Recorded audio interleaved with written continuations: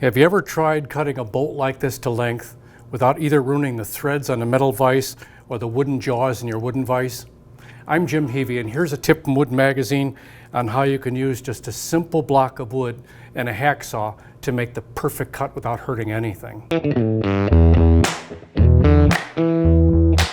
I'm starting first with a small block of wood, and I'll take it to the drill press and drill a 1/4 inch hole about 2 inches deep.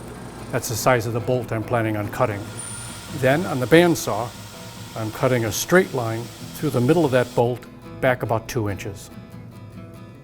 Now at the bench vise, I've inserted the block in the bench vise and stuck the screw into one end. Now by tightening the bench vise, it's the bandsaw line that will now grip that screw, and it holds it very well. To make sure I have a nice threaded end on that bolt, I'll put on a nut. Now I cut this bolt to length and unscrew the nut, meaning that I've cleared any potential burrs on the end of that bolt. The perfect solution for cutting bolts at the workbench.